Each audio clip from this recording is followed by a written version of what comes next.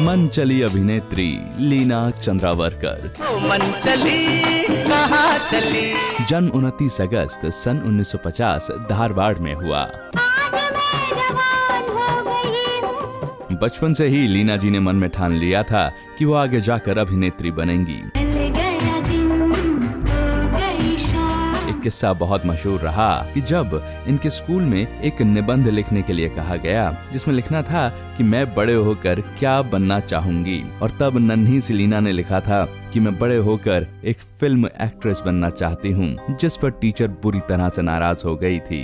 Bench से इनकी पिटाई भी की और इनसे माफी मांगने को भी कहा, पर नन्ही सी लीना ने माफी नहीं मांगी, क्योंकि लिखना तो वही था ना कि मैं क्या बनना चाहती हूँ। जो सच था वही लिखा। हम आपका हाल पूछने आए और आपने हमारा दिल दुखा दिया। ये मुझे धोखा तो नहीं देना चाहता। उसके बाद इन्हें सबसे आखिरी बेंच पे बैठने की सजा दी गई। ये वो जमाना था जब फिल्मों को बहुत अच्छा नहीं माना जाता था, और कोई भी बच्चा ये अभिलाषा रखता कि वो फिल्मों में जाएगा तो उसकी खूब मरम्मत हो जाया करती थी। सर, इस बड़े जासूस को आप ही बता दीजिए ना मैं कौन हूँ। लीना चंद्रावरकर के पिता इनसे बहुत प्यार करते थे, और सिर्फ एक बार इनकी पिटाई हुई, और वो भी इसी बात पर कि इन्होंने अपना एसएससी एग्जाम लिखने से इनकार कर दिया था। मुझसे शिकायत हो तो कोई और सजा दे देना। इनके माता पिता इन्हें फिल्म टैलेंट कॉन्टेस्ट में हिस्सा नहीं लेने दे रहे थे। वो नहीं चाहते थे कि ये फिल्मों में जाए, पर लीना जी चाहती थी कि वो इस टैलेंट कॉन्टेस्ट में जाएं और उसके बाद अपनी किस्मत फिल्मों में आजमाएं। और तब इनके परनाना ने इनके पिता को समझाया कि तुम्हारी बेटी सही जरिए से जा रही है फिल्मों में, टैलेंट हंट में जाने दो, काम बन गया तो अच्छी बात है, नहीं तो बच्चे भाग के चले जाते हैं और फिर उनकी जिंदगी बिगड़ जाती है। इसे अपने मन की करने दो।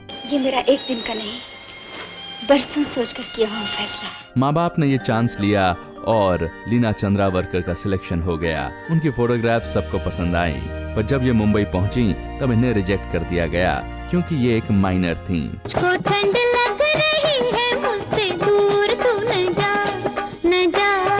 बाद में ये सुनील दत्त साहब और नरगिस जी के संपर्क में पहुंची, जहां पर कहानी बदल गई। कुछ विज्ञापनों में काम करने के बाद सुनील दत्त साहब ने अपनी फिल्म मन का मीत के लिए इन्हें साइन कर लिया, और नरगिस जी ने इन्हें बतौर अभिनेत्री उभरने में काफी मदद की।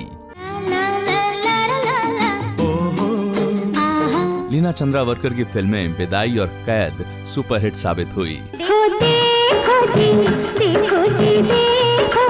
आज सारा कॉलेज चक्कर में नहीं पड़ गया तो मेरा नाम प्रीत नहीं। सब ने बहुत तारीफ की और कहा कि लीना अब और क्या चाहिए, तुम एक सुपरस्टार हीरोइन बन गई हो। और तब इन्होंने कहा था कि मेरा सिर्फ एक ही अरमान रह गया है कि मैं महान एक्टर दिलीप कुमार के साथ एक छोटा सा रोल निभाऊं।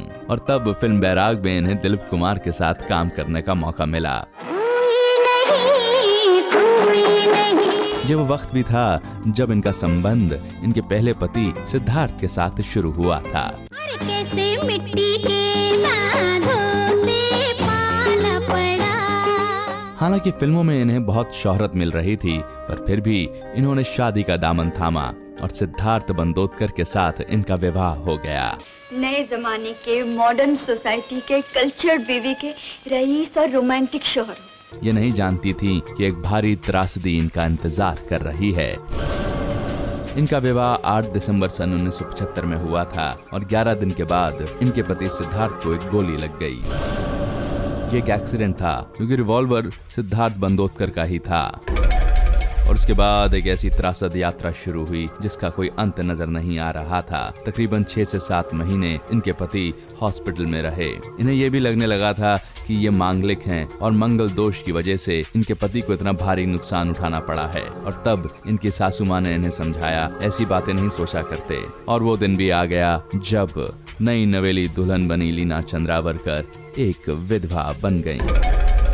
बहुत बरसों के बाद उम्मीद की एक और किरण आई लीना चंद्रावरकर की जिंदगी में, और वो उम्मीद रही किशोर कुमार।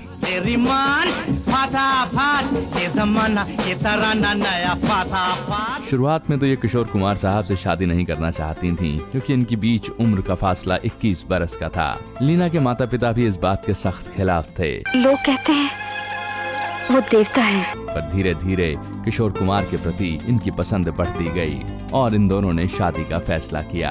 मैंने एक दिन तुमसे कहा था ना कि तुम मुझे जी नहीं कहना, और मैं तुम्हें आप नहीं कहूँगी। किशोर कुमार इससे पहले भी 3 मर्तबा शादी कर चुके थे और तीनों ही शादियां विफल साबित हुई थीं। 2 शादियों में तलाक हुआ और एक शादी में इनकी बीवी मधुबाला का निधन हो गया था। अजब त्रासदी रही किशोर कुमार के जीवन में जब प्यार आया और वो खिलने लगा। इस शादी से इन्हें एक बेटा हुआ जिसका नाम सुमित रखा गया। इससे पहले कि खुशियां और फल फूल पाती, किशोर कुमार का अकस्मात ही निधन हो गया।